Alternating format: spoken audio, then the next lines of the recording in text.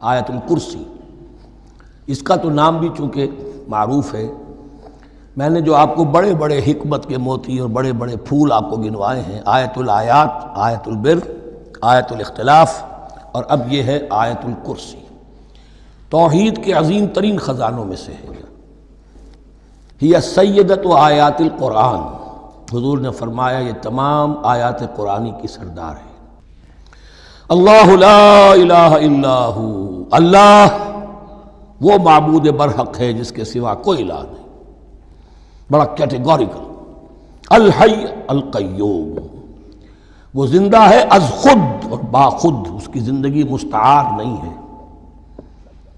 وہ جو کہا ہے کہ مانگ کے لائے تھے 4 دن، 2 آرزو میں کٹ گئے، 2 انتظار میں، عمر دراز مانگ کے لائے تھے، اللہ کی زندگی ہے اس کی از خود زندگی، کسی کی دی ہوئی نہیں، اور اس زندگی میں کوئی ضعف نہیں، کوئی کمزوری نہیں، کوئی احتیاج نہیں، آگے آ جائے گا، نہ اسے نیند آتی ہے نہ اونگ آتی ہے۔ قیوم، خود اپنی جگہ وہ زندہ جاوید ہستی ہے، اور باقی ہر شے کا وجود اس کے حکم سے قائم ہے، کوئی شے قائم نہیں ہے بغیر اس کے اذن کے۔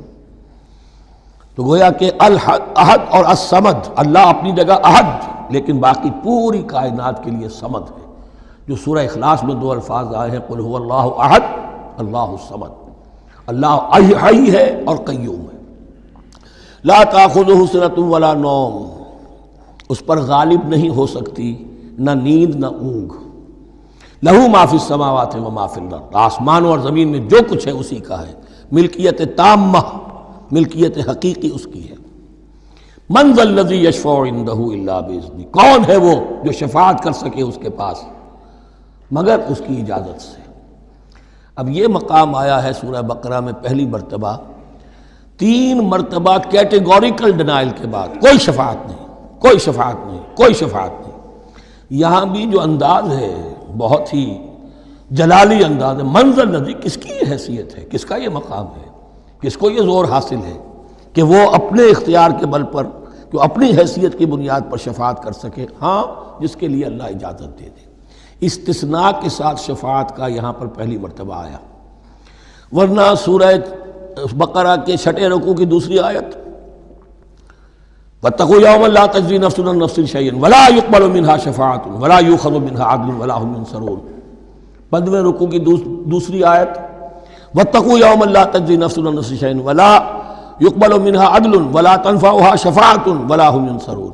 اور اب اس سے پہلے کی آیت میں آ چکا ہے وَلَا شَفَاعَةٌ، کوئی شفاعت مفید نہیں ہوگی، لیکن یہ کہ اس میں ایک استثناء ہے۔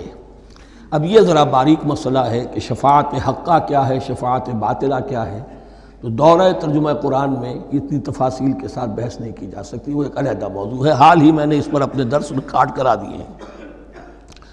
یعلم ما بین ایدیہم وما خلفہم، وہ جانتا ہے جو کچھ ان کے سامنے اور جو اس کو پیچھے ہے۔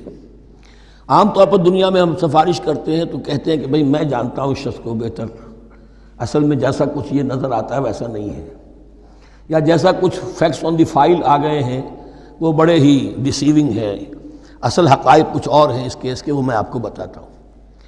یہ بات اللہ کے سامنے کون کہہ سکتا ہے، جبکہ اللہ تو جانتا ہے جو کچھ ان کے سامنے اور جو کچھ ان کے پیچھے ہے، اور ان کا حال یہ وَلَا يُحِيطُونَ بِشَيْءٍ مِّنْ عِلْمِهِ إِلَّا بِمَا شَاءَ، اور وہ احاطہ کر ہی نہیں سکتے اللہ کے علم سے کسی شے کا سوائے اس کے جو اللہ چاہے۔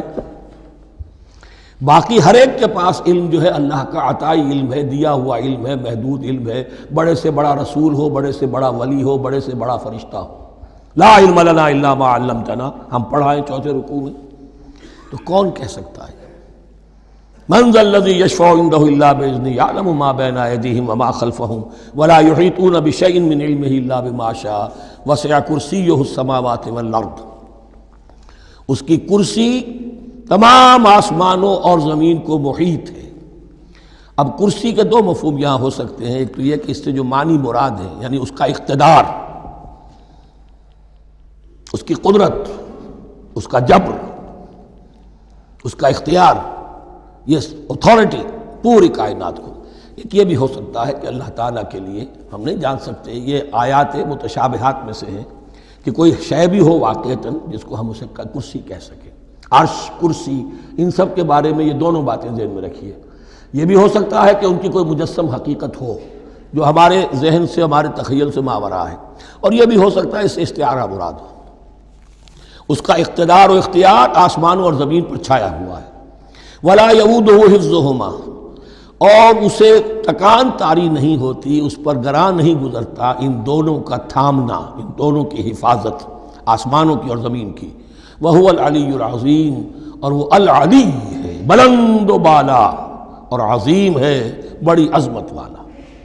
یہ آیت الکرسی سیدۃ آیات القرآن، تمام آیات قرآنی کی سردار، اور توحید الہی کا ایک بہت بڑا خزانہ۔